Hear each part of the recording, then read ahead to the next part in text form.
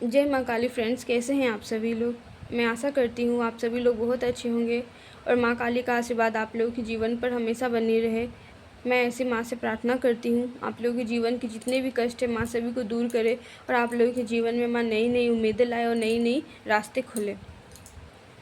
तो चलिए आज के टॉपिक में बात करते हैं कि जब मंत्र जाप बीच में ही खंडित हो जाता है तो इसका क्या परिणाम होता है। क्या इसका कोई दुष्परिणाम भी हमें उठाना पड़ता है या इसका सुपरिणाम हमें प्राप्त होता है। तो ईश्वर की सेवा में किए गए कोई भी कार्य कभी भी दुष्परिणाम हमें नहीं देते हैं। वो किसी न किसी तरह से हमें जीवन में अच्छे परिणाम ही देते हैं, क्योंकि जब हम लोग ईश्वर की सेवा में रहते हैं तो हमें हमेशा ईश्वर के आशीर्वाद का ही पात्र हम बने रहते हैं। जिस प्रकार जीवन में शिक्षा का किया गया कार्य, शिक्षा अगर हम लोग प्राप्त करते हैं तो वो कभी भी जीवन में हमें दुष्परिणाम नहीं देता है। वो किसी भी उम्र में या किसी भी अवस्था में या किसी भी समय में हमें वो उसका अच्छा परिणाम ही प्राप्त करवाता है। उसी प्रकार ईश्वर की सेवा में अगर कोई इंसान, कोई साधक लगे हैं तो वो हमें अच्छा ही परिणाम देगा। कभी भी इसका दुष्परिणाम हमें नहीं उठाना पड़ता है। वो उस व्यक्ति के जीवन के साथ साथ उस व्यक्ति के परिवार के जीवन या आसपास में जो हुए लोग, उन लोगों से, उस साधक से, उस व्यक्ति से जुड़े हुए हैं, उन सभी के जीवन में अच्छे परिणाम ही देंगे। तो मंत्र जाप हम लोग जब अपने जीवन में उठाते हैं, रोज़ जब हम लोग पूजा करते हैं तो एक निश्चित संख्या में मंत्र जाप करते हैं।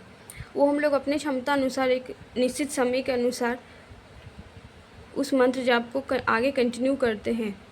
लेकिन जो कोई साधक होते हैं या जो कोई भगत होते हैं वो किसी भी विशेष प्रकार की सिद्धि प्राप्त करना चाहते हैं और उस दौरान एक संकल्प लेकर मंत्र जाप उठाते हैं तो उस मंत्र जाप को बीच में खंडित नहीं करना चाहिए। यदि किसी कारणवश वो मंत्र जाप बीच में खंडित हो जाता है तो वो ईश्वर की इच्छा होती है, लेकिन अपने इच्छा से कभी भी उस मंत्र जाप को बीच में खंडित नहीं करना चाहिए। इस पृथ्वी में जो भी घटनाएं घटती है वो सभी ईश्वर की इच्छाएं से होती है।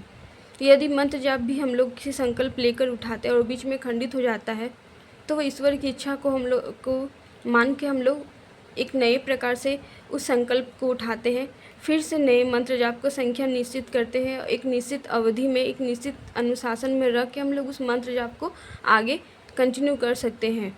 और वो जो बीच में हम लोग मंत्र जाप छोड़ दिए हैं, जो अधूरा हमारा मंत्र जाप रह गया, वो कभी भी हमें दुष्परिणाम नहीं दे सकता है। मंत्र जाप में जब हम लोग करते हैं तो एक प्रकार की विशेष ऊर्जा उत्पन्न होती है जो हमारे चारों तरफ के वातावरण को एक सकारात्मक ऊर्जाओं से भर देती है। वो हमारे व्यक्तिगत उत्थान का काम तो करता ही है, साथ ही साथ हमारे जीवन में भी किसी न किसी तरह से वो हमें सुफल ही देता है।